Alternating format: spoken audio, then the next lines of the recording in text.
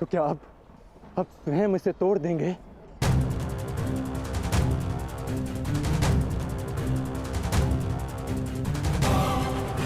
आप मुझे एक अवसर और दीजिए माधव।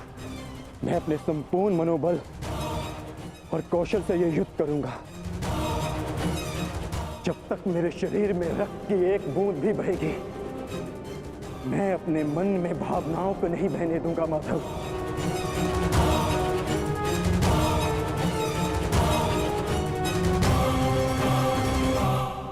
मैं पितामह का अंत करूंगा, अंत करूंगा, अंत करूंगा, अंत करूंगा।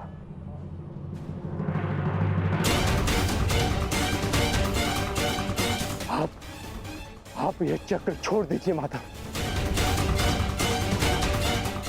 आप ये चक्र छोड़ दीजिए।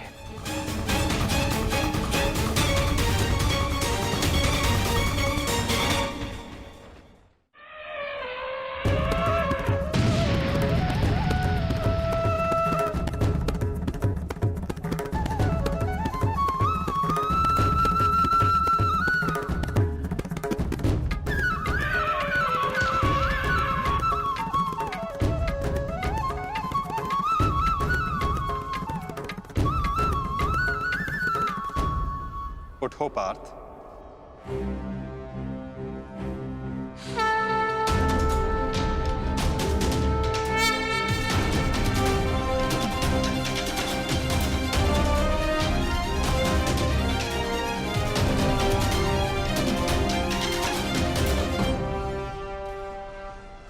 आपके हाथों मोक्ष पाना कदाचित मेरे भाग्य में नहीं वासुदेव।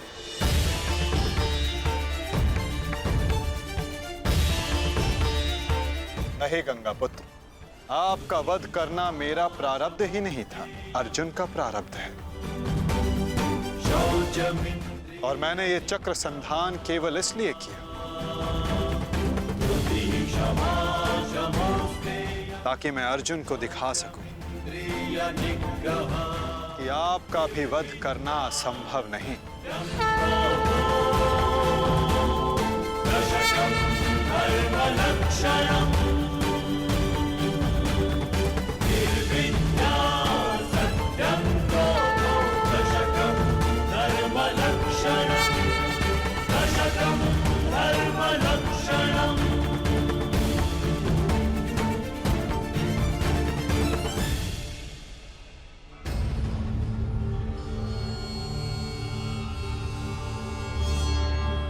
आओ पार्थ।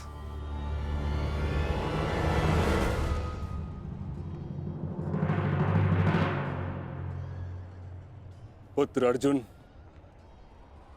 युद्ध आरंभ करें? मैं सज्ज हूं पितामह।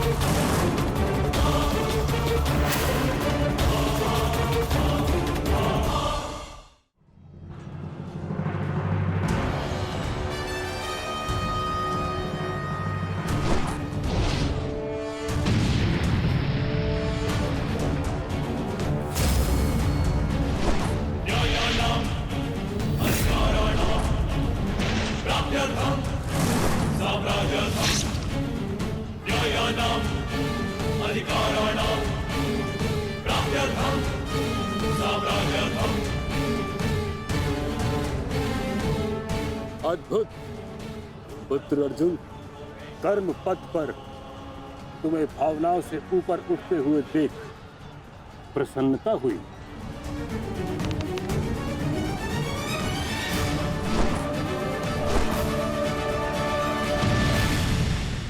जब तक महामहिम के हाथ में शस्त्र हैं, उनके प्रहार की धारा कोई नहीं रोक सकता और ना ही उन्हें कोई निरस्त्र कर सकता है।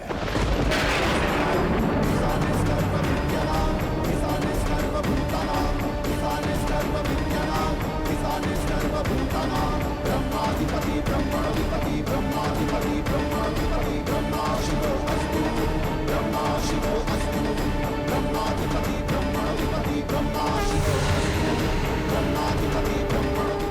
तुम्हारी तपस्या सफल हो गई बालिका।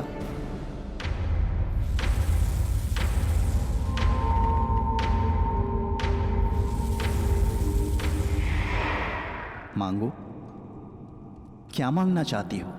गंगा पुत्र भीष्म का नाश। किंतु गंगा पुत्र का वध मेरे वश में भी नहीं है शिखंडिनी। परंतु अपने जीवन का अंत तो मेरे वश में है ना।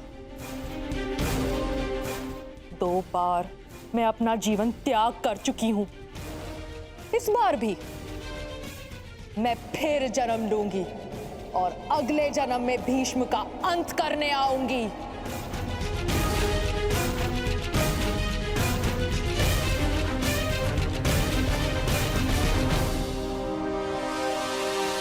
रुको बालिका, तुमने इतनी कठोर तपस्या की है, हमें बताओ तुम्हारी समस्या क्या है?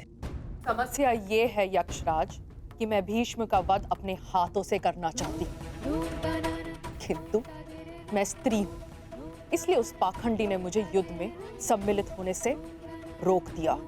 मैं तुम्हें भीष्म की मृत्यु का वरदान तो नहीं दे सकता, किंतु कुछ ऐसा अवश्य कर सकता हूं जिससे तुम अपना लक्ष्य पा सको, किंतु एक बंधन रहेगा।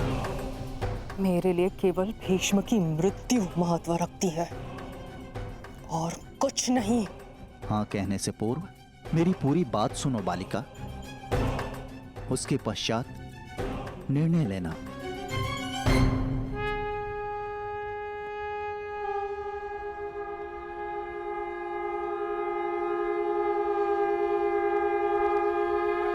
पुत्र अर्जुन, आज तुम कुशलता पूर्वक लड़े, परंतु मेरे वध के लिए यह पर्याप्त नहीं। हाँ, क्योंकि महामहिम के पास तुम सबके नाश के लिए पर्याप्त अस्त्र है धनुर्धारी अर्जुन।